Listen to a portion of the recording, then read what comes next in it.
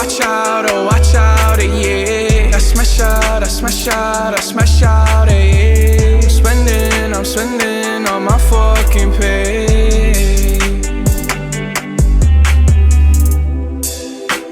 I got me some braids and I got me some hoes. Started rocking the sleeve, I can't buy with no jaws. You know how I do it, can close on my toes. This shit is hard. Ooh. I ain't rich yet, but you know I ain't broke, so if I see it, I like it, buy that from the store, I'm with some white girls and they love them to coca, like they OT, double OT, like I'm KG, smoking OG. And you know me, in my 2-3s and my gold tee. Bitch, I'm smiling, bet you see me from the nosebleed. I'm the new 3 and I change out to my new D. White Iverson. When I started balling, I was young. You gon' think about me when I'm gone. I need that money like the ring I never won. I want saucing, I'm saucing on you. I'm swagging, oh. I'm ballin', I've a song on you.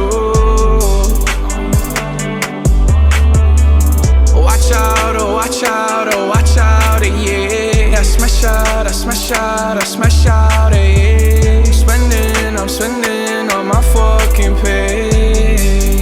Ooh, stunning.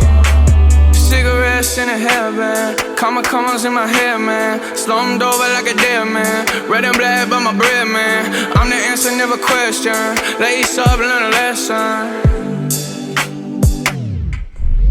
Bitch, I'm saucing, I do this often. Don't do no talking, my options right when I walk in. Jump on them Jordans, I'm ballin'. Money jumping, like I'm Davis from New Orleans. Oh, bitch, I'm hardin', I don't miss nothing. For practice, this shit just happens. No, y'all can't stand it, I have it, I never pass it. I wear my magic, high average, ball on these bastards. It makes me happy, it's tragic, I make it happen. And all y'all shacked in. White Iverson.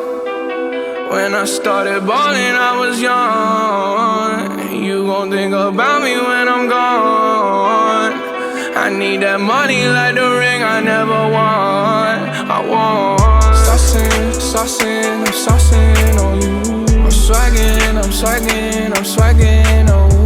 I'm ballin', I've a song on you. Watch out, yeah. I smash out, yeah. I'm spending all my fucking pay.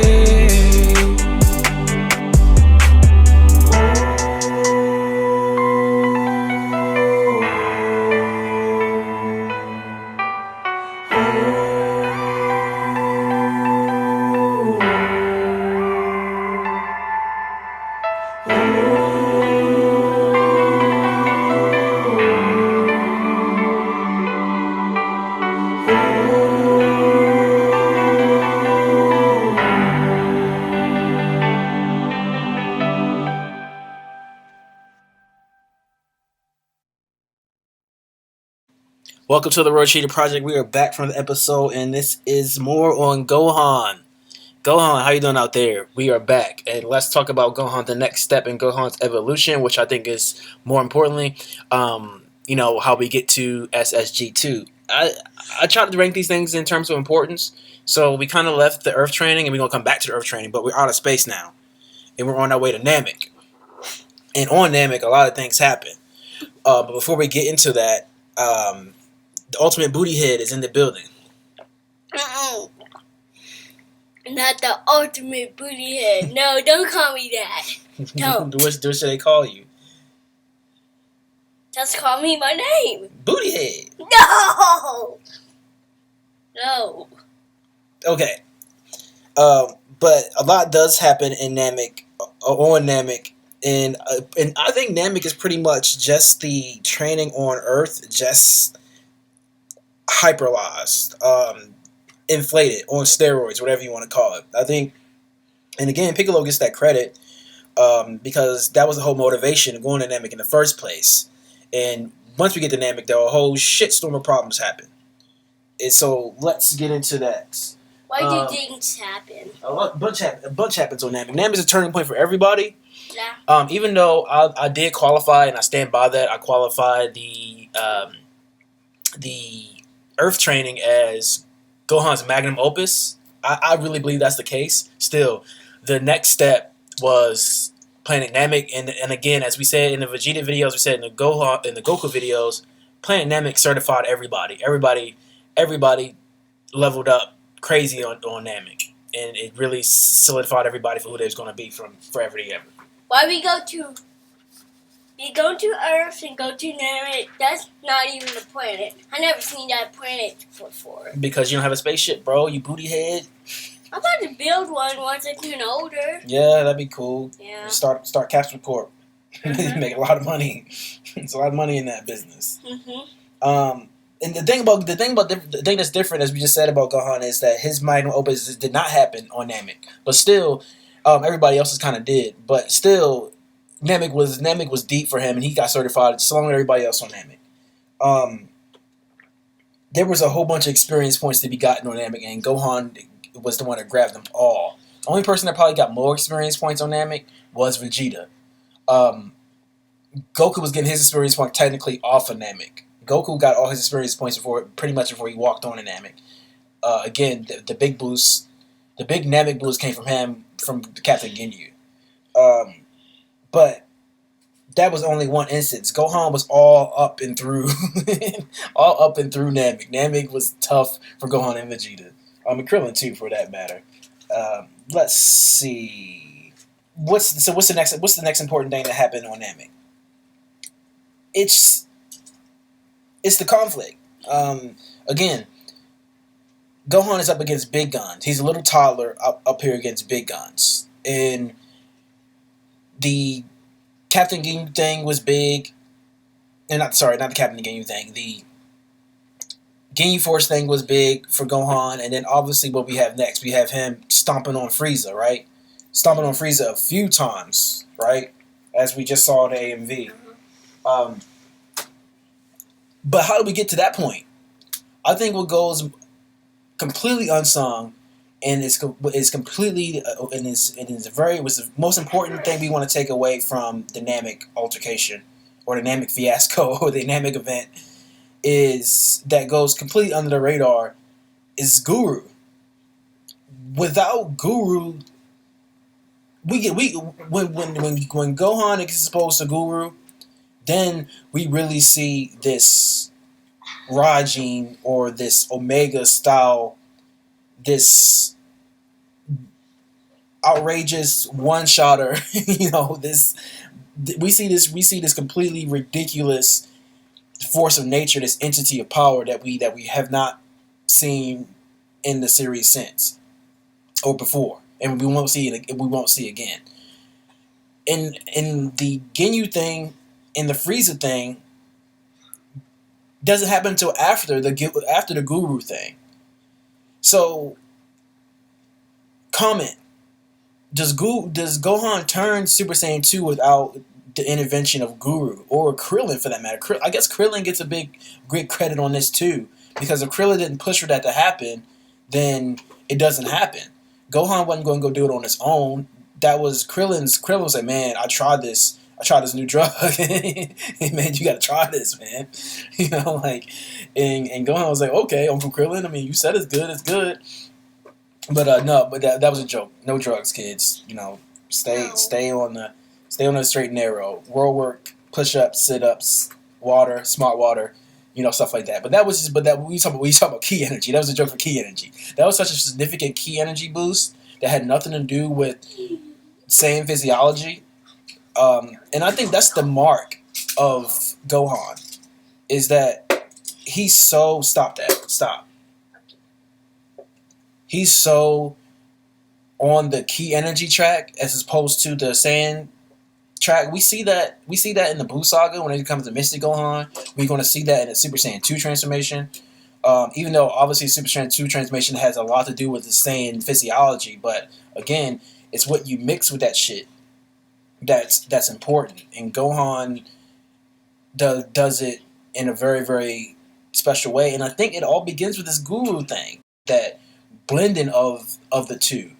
And when Guru lays hands on the boy and blesses him, he's like, man, I didn't never in my life seen anything like this kid. And I don't think that was a joke.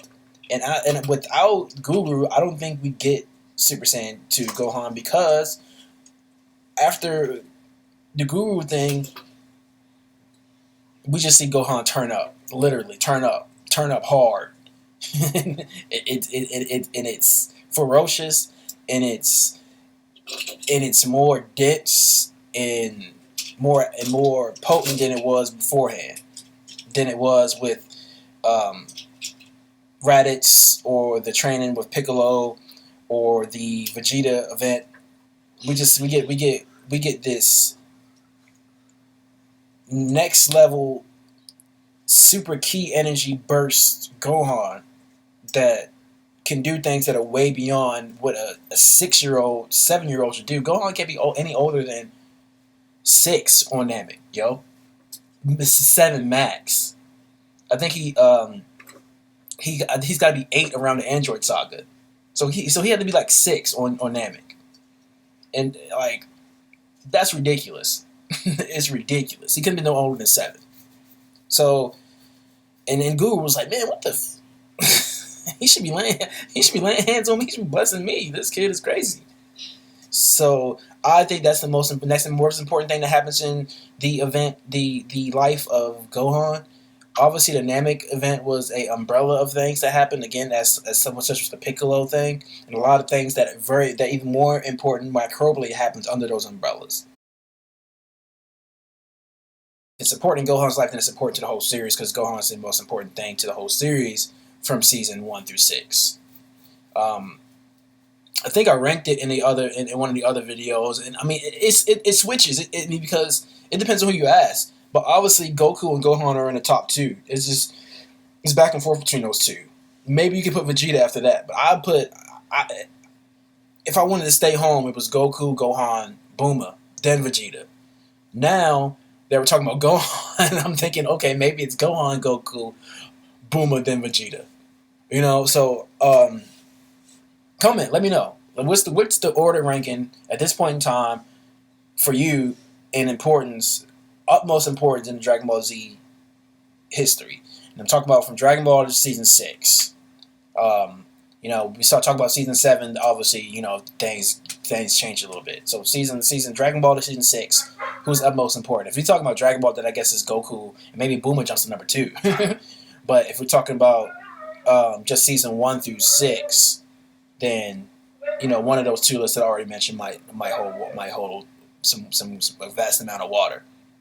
So that's Namek in a nutshell. I mean, obviously the Frieza thing was big, but that only happened because of Guru, and obviously the flex on the Ginyu Force was big, but that only happened. I believe it only happened because of Guru. So comment, let me know.